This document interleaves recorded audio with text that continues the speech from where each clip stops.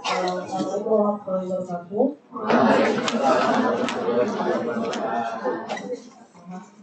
Pagi ada semuanya.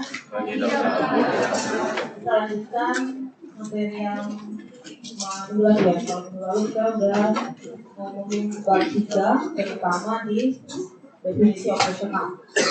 Nah,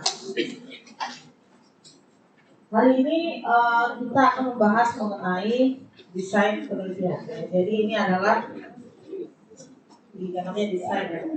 Kalau kalian punya HP itu ada namanya layout, template itu adalah desain. Dan dalam riset juga ada desain. Kalian mau pakai metode yang mana, ya?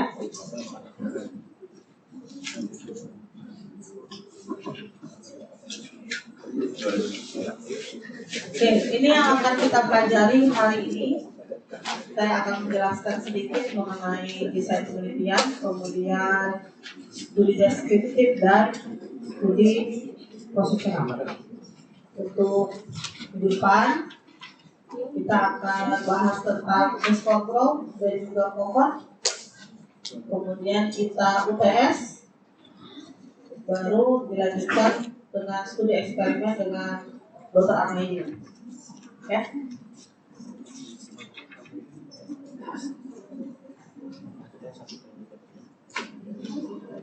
Nah, jadi apa itu desain penelitian?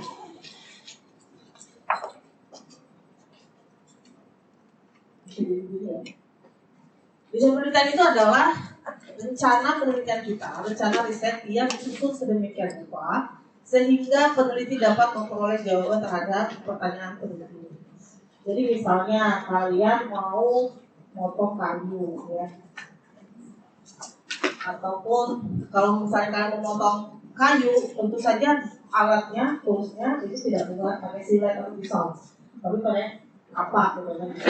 Kalau kalian mau motong wortel, tidak pakai apa, saya pakai pisau kan. Rencananya atau bisa melihat adalah toolsnya. Jadi riset kalian kan sudah tahu nih tujuannya apa, pengennya cari apa. Itu sudah kita rumuskan kemarin. Apa yang cocok? Nah, itu baru kita rumuskan melalui desainnya, ya. Nah, jadi secara luas itu mencakup berbagai hal yang akan dilakukan oleh peneliti, mulai dari ini tadi ya, kalian tentukan dulu sampai masalah, sampai hipotesis, baru kita tentukan desainnya, ya. Jadi kegunaannya apa? Yang pertama, desain penelitian itu sebagai sarana bagi penelitian guna memperoleh yang tadi jawaban penelitian. Yang kedua adalah sebagai alat kontrol berbagai variabel yang berpengaruh pada penelitian. Kemarin saya kasih cuplikan ketiga. Desain penelitiannya mungkin akan mempengaruhi keterangan konsep kita nantinya. Ya, yang dimana akan mempengaruhi variabelnya akan maksudnya ke independensitas ataupun ke dependensitas. Ya. Nah, ada hal yang harus kalian ingat sebelum menentukan desain. Kalian tentukan dulu, riset kalian itu maksudnya ke intervensi atau ke observasi. Bedanya apa? Kalau intervensi, berarti kalian memberikan perlakuan terhadap subjeknya. Misal kalian penelitiannya mau melihat efektivitas biji pinang terhadap luka tikus, misalnya gitu ya. Berarti kan sampelnya si tikus. Kalian kasih dua, satu kasih salep, satu enggak. Mau lihat yang mana yang bagus lukanya, sembuhnya. Itu berarti kalian melakukan penelitian intervensi. Tapi kalau cuma melihat, bertanya, kuesioner, itu observasi maksudnya. Dan kalian cuma melihat ibu sebenarnya 3 hari sehari apa aja, ibu bagaimana anaknya, imunisasinya lengkap atau tidak. Jadi itu adalah observasi. Kalian tidak melakukan intervensi apapun, perlakuan apapun kepada subjek. Ditentukan dulu. Riset kalian itu masuknya ke intervensi atau observasi. Kalau observasi, tentukan lagi, apakah riset tersebut dilakukan pada satu waktu saja atau memerlukan follow up. Maksudnya kalian mau mengambil sampel nih, mau bertanya bagaimana status gizi anak terhadap kecerdasan. Kalian cuma ngambil sampel pada saat itu, kalian lihat ukur status gizinya, tes IQ-nya, hanya sekali itu. Kalian bandingkan, itu adalah sewaktu. Atau mau di follow up. Misalnya status gizinya sekarang sekian, IQ-nya sekian. 1 tahun ke depan kalian tes lagi, status gizinya sekian, IQ-nya sekian. Apakah ada peningkatan ataupun tidak? Nah itu berarti membutuhkan follow up. Ya, jadi ditentukan dulu riset kalian. Nah, yang ketiga sifatnya prospektif atau retrospektif. Kalau prospektif artinya arahnya ke depan. Kalau buat tanda panah itu nanti X, Y di sini arah panahnya. Itu adalah prospektif. Artinya kalian tidak mengungkit, tidak melihat faktor risiko yang ada di belakang. Tapi kalau misalnya kalian retro, berarti kalian memang mencari faktor risiko yang dia dapatkan dulu-dulunya. 2 tahun yang lalu, 3 tahun yang lalu, 4 tahun yang lalu. Ya. Nah, mana yang lebih baik antara 1, 2, 3 ini? Tidak ada yang lebih baik, semuanya baik. Makanya tergantung riset kalian mau mana, seperti apa. Ya, oh biasanya lebih bagus nih, nah intervensi belum tentu. Ya, belum tentu. Jadi jadi sebenarnya tidak lebih baik dari yang satunya karena berhubungan tergantung tujuannya apa. Tidak bisa dipaksakan, soalnya tujuannya ini pengennya intervensi ya nggak bisa, harus sesuai dengan masalahnya seperti apa. Nah, ini kalau kita klasifikasikan desain penelitian kedokteran dan kesehatan pada umumnya ya, sebenarnya banyak lagi, cuman yang paling banyak dilakukan di kesehatan adalah 5 ini. Kalau berdasarkan pada ruang lingkup, kita bagi menjadi penelitian klinis, lapangan, dan laboratorium. Artinya kalau klinis, kalian ketemunya pasien di rumah sakit, ya, yang sedang merawat bahkan sedang menderita penyakit. Kalau di lapangan ya ketemunya masyarakat, yang mau melihat evaluasi bagaimana di masyarakat, atau di laboratorium seperti yang saya bilang tadi, entah itu tikus ataupun darah ataupun ya. Kalau berdasarkan waktu, ada yang transversal, ada yang longitudinal. Kalau transversal itu artinya artinya arahnya bisa jadi cross-seksional, prospektif, bisa juga retro. Tapi kalau yang namanya longitudinal itu biasanya retro ya. Ada juga sih prospektif juga retro. Kemudian berdasarkan pada substansi, ada penelitian dasar, ada terapan. Dasar itu berarti awal banget, baru sekali penelitian itu belum diterapkan di masyarakat. Nah, kalau sudah penelitian terapan itu sudah diterapkan. Yang keempat, berdasarkan pada ada atau tidaknya analisis hubungan antar variabel. Ada penelitian deskriptif, ada analitik. Kalau cuma deskriptif, itu hanya menggambarkan saja. Hasilnya yang seperti ini, apa adanya. Tapi kalau analitik menghubungkan, ada masih hubungannya A sama B, C sama D. Tapi kalau deskriptif itu ya cuma ngasih tahu aja A sekian, B sekian, D sekian, tanpa menganalisis hubungan. Ya.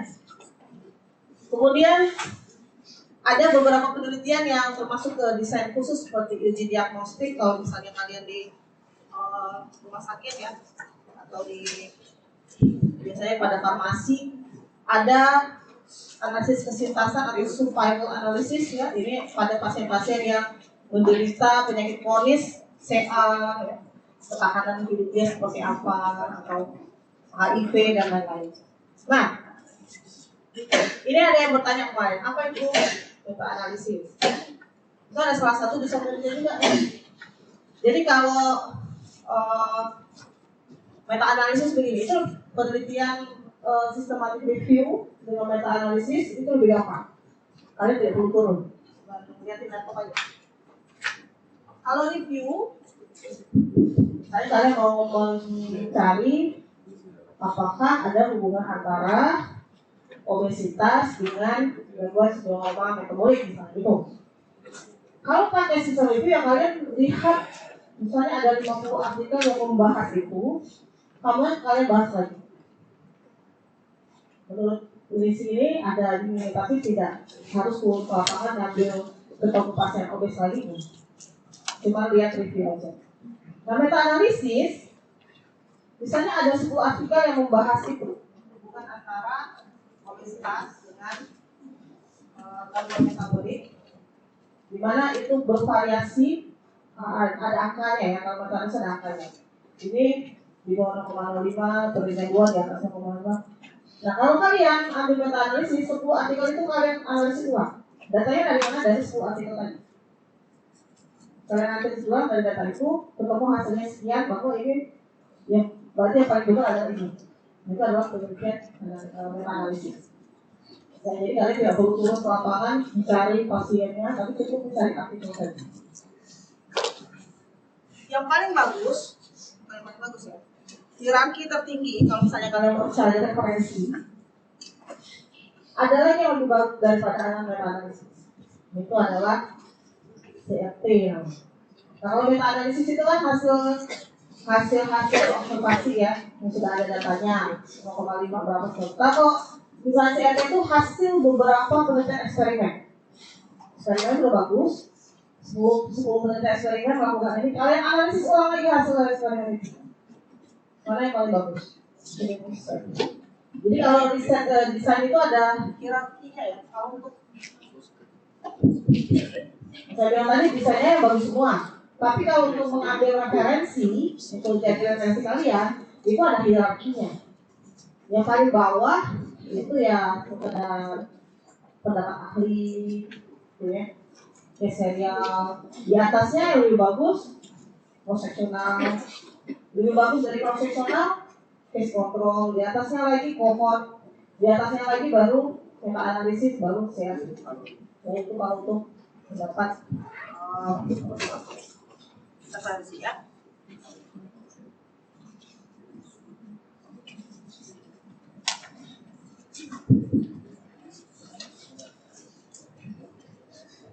Oke, tadi udah singgung. Nah, baru kita masuk yang pertama, desain penelitian paling sering digunakan mahasiswa untuk mengerjakan skripsi dan paling favorit, ya tahu kenapa ya? Deskriptif. Udah di situ aja, nggak usah analisis kok. Nggak usah dicari tahu hubungannya apa gitu ya, kasih tahu aja. Hasilnya adalah paling gampang katanya, makanya mahasiswa paling suka.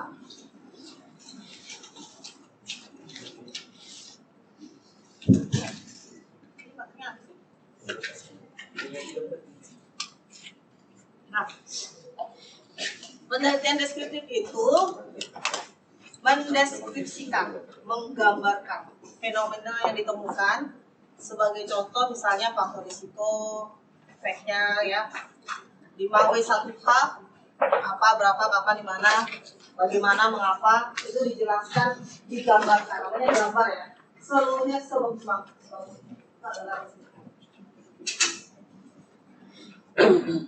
Jadi hasil penelitiannya yang disajikan apa adanya.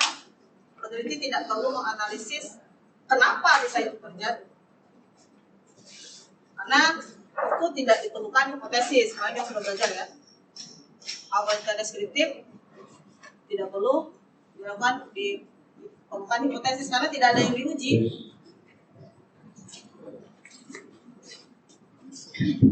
karena tidak ada hipotesis yang perlu diuji.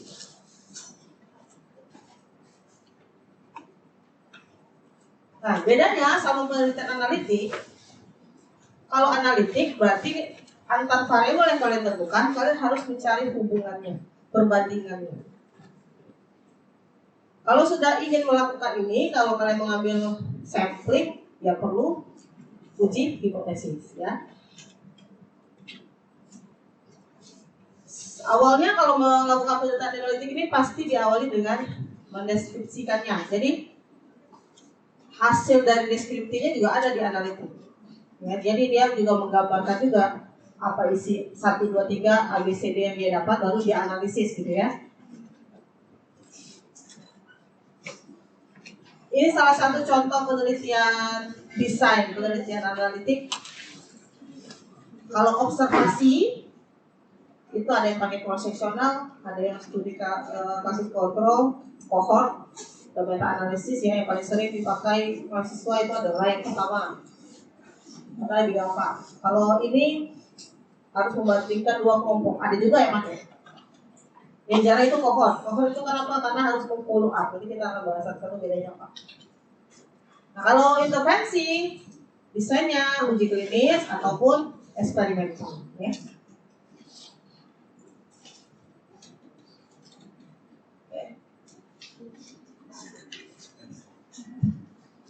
Sampai sini ada yang mau bertanya? Agak berat ya? Daripada yang ya. Karena secara hierarki mana bagus? Kita cuma observasi atau kita kasih pengetahuan? Makanya kalau analisis ini mau analisis hasil observasi. Tapi kalau tidak mau analisis hasil eksperimen. Yang sudah bagus nih, ya analisisnya gimana saya bagus? Makanya dia berdiri. Oke.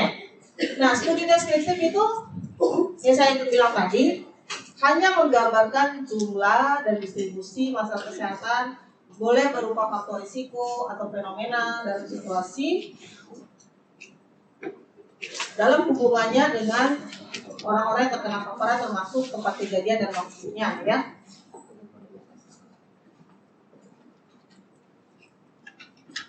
Tujuannya apa? Ya, mengeksplorasi deskripsi atau gambaran bagaimana fenomena tersebut bisa dilakukan di masyarakat. Ingat, kalau kalian memilih penelitian dengan studi ini, sajikanlah sedeskriptif mungkin, ya, sedetail mungkin, seluruhnya. Jangan ada, misalnya kalian mau melihat tuh gambaran tata laksana pasien gagal jantung pada penderita DM misalnya. Ya kalian kan melihat tuh obatnya apa saja, tata laksana apa saja yang dikasih dokternya. Ya semuanya ditampilkan, jangan ada yang masalah saya itu yang antibiotiknya nggak ada hubungannya, nggak boleh. Itu harus ditampilkan apa aja itu, ya.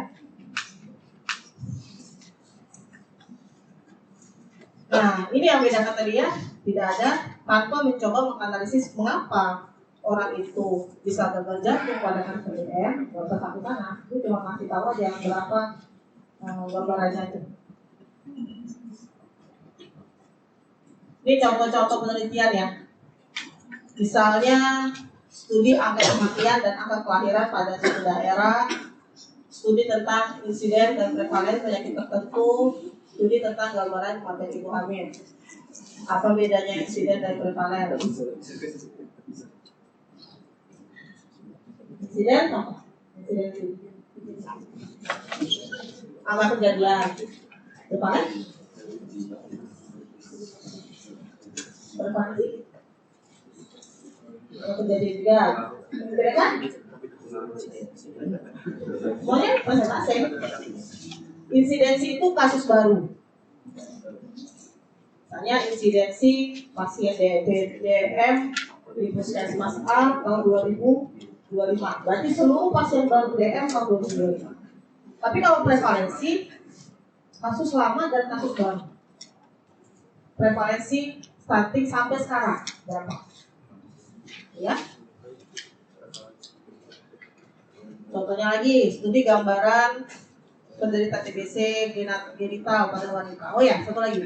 Kalau kalian mengambil deskriptif itu harus jelas ya, lebih fokus lagi ya, jangan terlalu umum. Kalau terlalu umum, berapa sudah sering yang ambil, sudah banyak penelitian tentang itu, kenapa lagi kalian pakai? Jadi lebih menjurus lagi untuk ini. Kalau kalian cuma melihat gambaran cerita di paru itu sudah banyak. Tapi kalau misalnya melihat gambaran TV digital itu jarang. Nah, itu lebih bagus.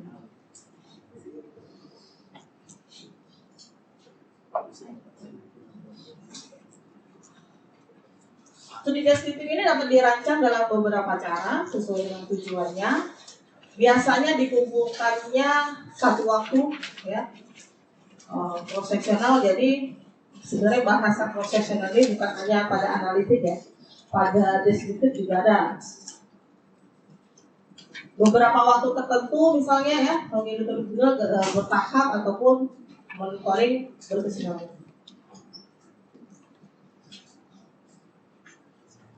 Untuk mempresentasikan hasil analisa datanya berupa tabel, bisa histogram, diagram, pie chart, dan seterusnya. Jadi bukan berarti penelitian deskriptif itu hanya tulisan aja, tapi boleh ini datanya disampaikan melalui tabel ya. Kalau tulisan aja itu biasanya kualitatif. Beda ya deskriptif sama kualitatif ya. Kalau kualitatif pernah dengar kan? Bersifat wawancara dan lain-lain. Kalau ini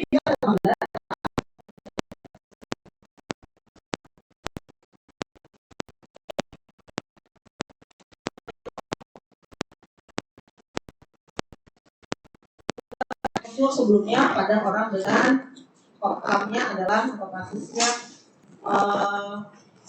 pada wanita yang menderita penyakit radang panggul yang mengalami STI atau pernah memakai IUD. Jadi hasilnya akan ditampilkan seperti ini. Ya. Spesialnya adalah STI dan IUD. Ada nggak pada pasien PID di masa lampau? Ada berapa? Tidak ada berapa. Cuma hanya ini aja, tapi tetap diinterpretasi ya. Itu kira-kira bentuk hasil analisisnya nanti. Atau misalnya menggambarkan karakteristik penderita agar dibuat hipotesa sebab akibat. Ya, contohnya gini lah. Distribusi presentasi wanita yang keguguran menurut karakteristik umur. Ya. Jadi ya kalian cuma menggambarkan umur 18 tahun berapa, 18 sampai 19 tahun berapa, 20 berapa. Ya, jadi tetap ngambil datanya, tetap ada kuantinya, numeriknya ya. Ini bukan cerita-cerita narasi saja. Keuntungannya mudah didapat, karena cuma datang aja ke rekamnya. Saya mau lihat pasien ini dong, datang, urus surat, ambil semua datanya, ya sebutannya ini ke tabel tadi. Kemudian biayanya lebih murah. Umumnya datanya sudah tersedia, karena saya bilang tadi ya lebih menjadi favorit paling mahasiswa, tapi biasanya tidak menjadi favorit dosen. Kalau rata-rata saya kasih itu aja, kalau ada yang mengajukan judul ini biasanya langsung ditolak.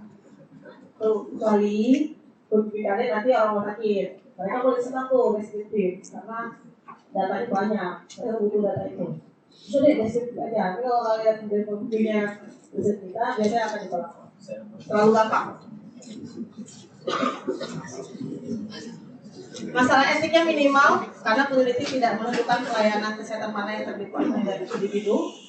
Kerugiannya adalah yaitu tidak ada guru pembanding, ya, jadi tergantung studi sebelumnya dan tidak ada pernyataan hubungan sebab akibat. Jadi kita tidak bisa bilang ini gara-gara ini, karena kita tidak analisis statistiknya, ya cuma gambarannya aja seperti itu. Nah,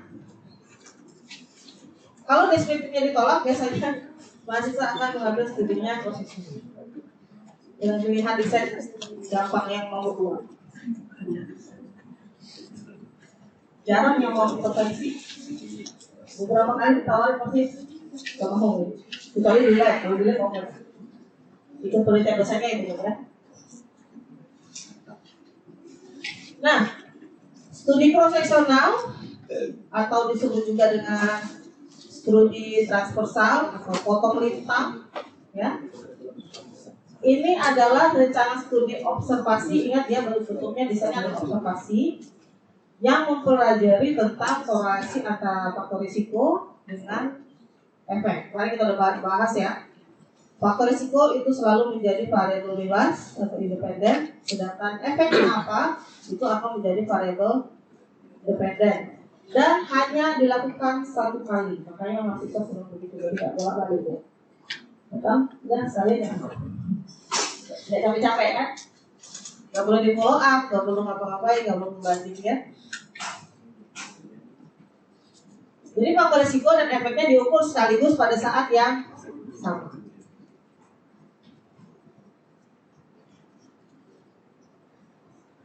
Tiap saja diobservasi hanya satu kali, kemudian diukur keduanya, ya independennya harus ada. Jadi kemarin ada saya punya mahasiswa BMR, saya kan deskriptif dok, nggak perlu ada variabel independen, tetap perlu, ya tetap perlu. Kan juga bedanya kan cuma nggak jangan saja, tapi kan tetap harus ada variabel independennya, ada efeknya, ada exposure-nya, ya.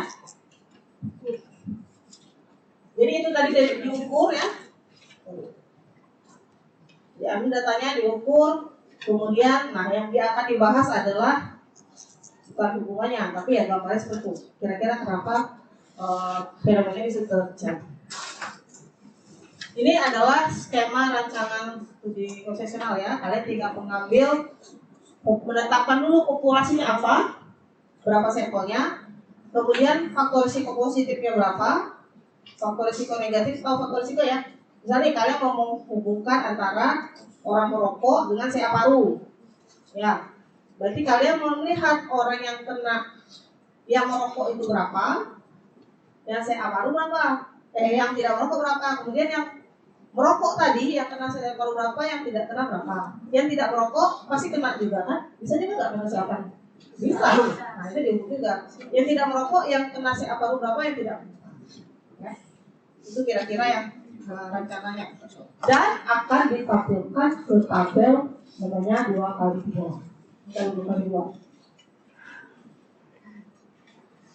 Tabel 2x2 itu tadi ya, yang sebelah kiri itu selalu faktor risiko dan yang atas ya tidak, ini adalah yang paling negatif. Stunting, tidak stunting, baik, tidak baik, tidak baik sama baik ya. Jadi ini yang paling jeleknya lah yang di atas. Kalau efek yang sini yang jelek, terkena atau tidak. Nah kalau tadi kita sudah tentuin nih, ya kita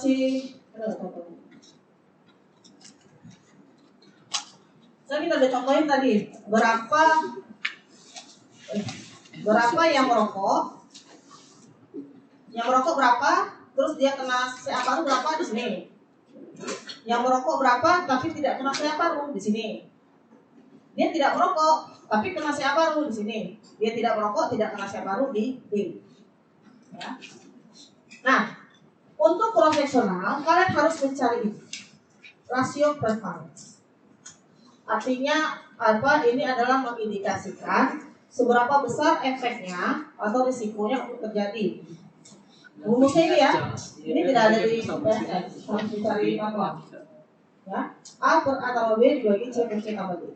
Misalnya dapat di sini 2 katanya, 2, sekian.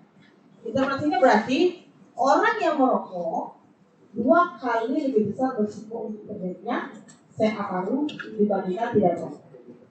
Ya, untuk bisa ngomong begitu kalian harus cari RP-nya dulu.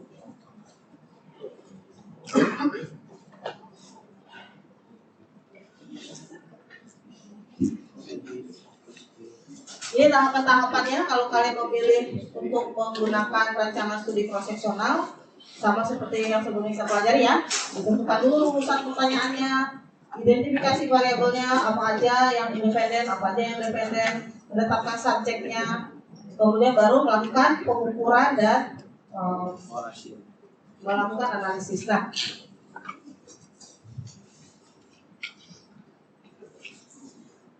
misal kita kasih contoh.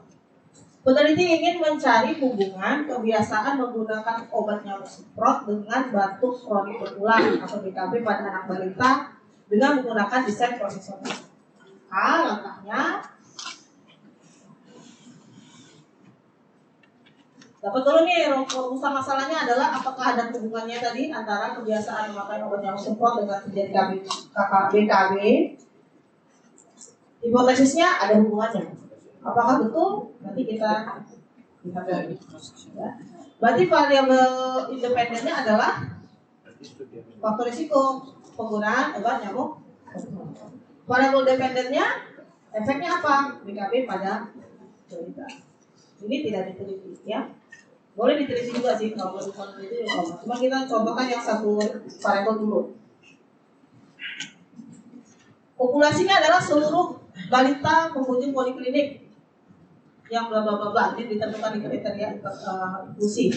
Sampelnya dihitunglah jumlahnya, ternyata ada 250. Cara pemilihan sampelnya dengan random. Nah, itu nanti belajar sama Ibu Mutia ya. Baru diukur. Datang ke rumahnya atau ketemu pasiennya berapa banyak menggunakan obat nyamuk semprot. Apakah si balita terkena BKB? Nah, hasilnya begini. Ternyata balita yang pakai obat nyamuk terus dia kena BKB ada 30 orang. Dia pakai obat nyamuk tidak kena 70.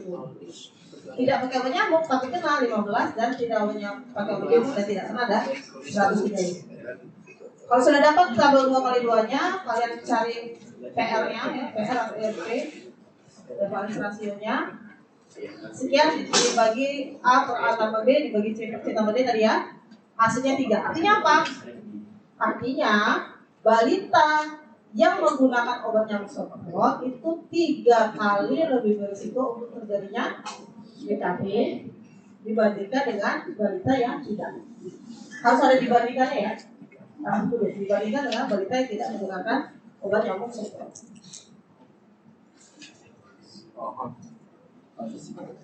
Nah, nanti setelah itu kalian juga perlu menghitung complement interval. Ini ada sih di SPN sana. CI-nya 95%. Jika dia di atas 1 biasanya ada hubungan.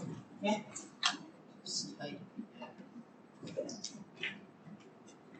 Nah, bagaimana dengan penelitian yang memiliki 2 atau lebih variabel independen atau faktor risikonya banyak? Sebagai contoh, peneliti ingin mengetahui hubungan kadar kolesterol 1, trigliserid 2, konsumsi rokok dan usia terhadap tekanan darah diastol. Berarti kan ada berapa? 4. Ada 4, ya. Kalau misalnya ini kalian mau disebut dengan multivariat ya, karena banyak variasinya. Jika semuanya ini bersifat numerik, berarti angka, efeknya juga numerik, itu kita bisa pakai regresi multiple analisis datanya. Tapi kalau misalnya dia berupa kategori, misalnya tadi kategori tadi pemakaian obat semprot ya atau tidak, usianya berapa, jenisnya itu makanya logistik, regresi logistik ya. Tapi kalau numerik semua pakai multiple. Tadinya kalau misalnya dia nominal itu bisa pakai logistik. Nah, kalau sudah efeknya tadi banyak 1/4 tidak bisa dibuat tabel 2x2 kan? Jadinya tabel berapa? Kalau 4x2 itu boleh kalau deskriptif. Tapi kalau analisis analitik itu tidak boleh menggunakan tabel 4x4. Harus digunakan analisis stratifikasi. Jadi diuraikan satu-satu. Ya. Jadi satu-satu diuraikan. Dari sama ini berapa, ini berapa ini. Jadi ada 4 tabel 2x2. Ya. Kecuali cuma deskriptif, kalau cuma deskriptif boleh aja kalian tulis. Kan tidak ada kalian analisis lagi kan. Keunggulannya mudah, murah, dan cepat. Ya, itu yang Mas, datang, ambil data, pulang, selesai. Sebulan selesai. Kemudian banyak variabel yang bisa diekspor sekaligus. Banyak-banyak ini internasional ya banyak akhirnya variabel yang bisa dicari. Jadi cari. Sayang banget kalau kalian cuma teliti 2 atau 3 variabel gitu ya, kalian turun. Sekali banyak aja nggak apa-apa. Kemudian jarang terjadi loss follow up ya karena tidak di follow up. Ini nih pada penelitian yang ada follow up-nya itu sering hilang. Misalnya kalian mau follow up dia selama 3 tahun. Itu katakan dari 101 bisa hilang jadi 50. Ya, karena orang yang meninggal, tidak, itu nggak bisa dihubungin dan lain-lain. Itu yang salah satu dunianya. Tapi kalau ini kan nggak perlu. Sekali ketemu ya udah, satu ketemu lagi. Nah ini jadi dapat dipakai dasar. Ya ini makanya hierarkinya tadi harus dari bawah dulu. Cuma sebagai dasar untuk penelitian lebih lanjut. Yang paling tinggi di atasnya yaitu pokok atau S2. Kalau S1 sih menurut saya masalah ya. Keterbatasannya siap-siap subjeknya harus besar. Nah ada yang pakai profesional, sampelnya cuma 30, cuma 40. Selain nggak bisa dianalisis ya malas banget. Belum apa, berapa ya? Ini mah 100. Kemudian ini tadi tidak sulit menentukan sebab dan akibat karena kita hanya waktu saja, beda sama intervensi ataupun pohon yang harus di follow up. Dia tidak menggambarkan perkembangan secara akurat ya, artinya bisa jadi pada saat itu kita tanya ibu punya anaknya diimunisasi lengkap nggak? Ya. Saat itu aja kita nggak tahu dia jadi kuat, dia bokong apa, jadi itu lebih banyak biasnya ya.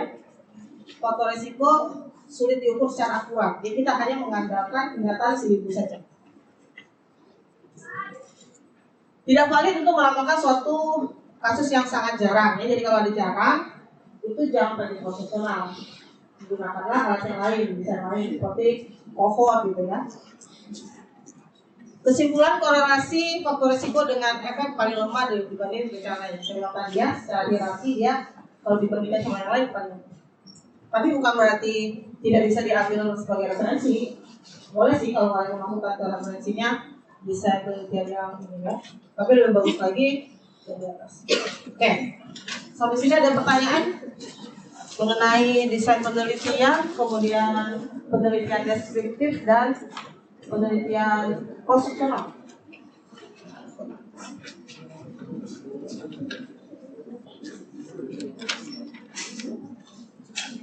Ya.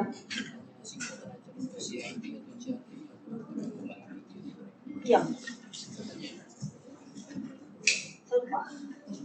Nanti kita lihat dulu ya. Ini jadi adalah menganalisis beberapa eksperimental. Sebenarnya sih C ya. Oke, ada lagi? Siap.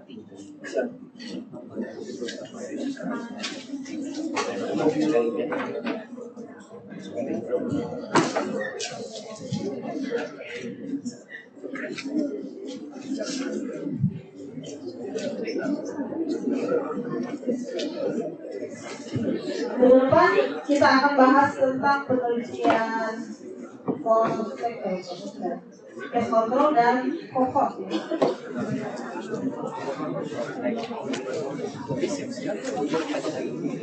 Cuma analisa apa pembahasannya ada lebih jelimet lagi. Oleh karena itu sebelumnya kalian sarapan dulu. Pusing dengarnya.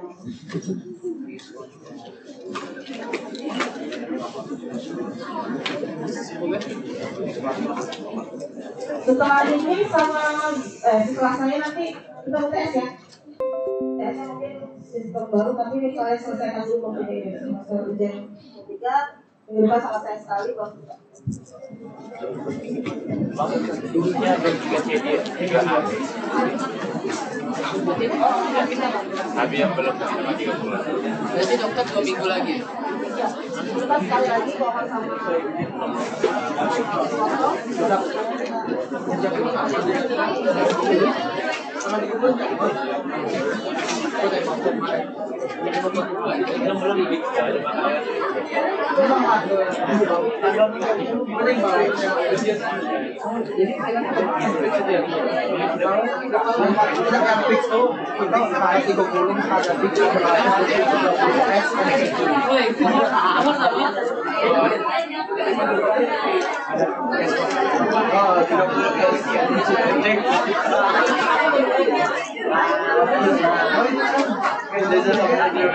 This is a plan to ini adalah sebuah pengorbanan. Oke, kalau tidak ada, saya kirim kepada sama ibu ngomong.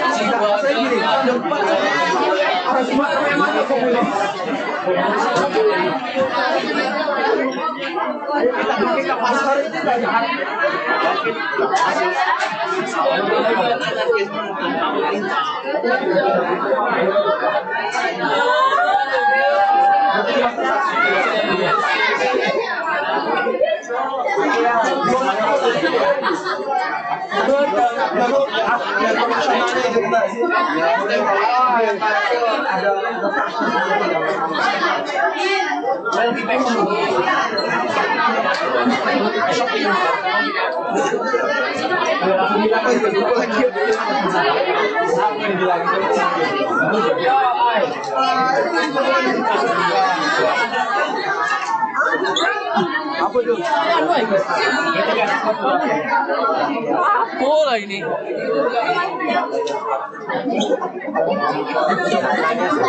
Ini mana aja nak main? Lapor kita lagi cok, lapor gue. Apa?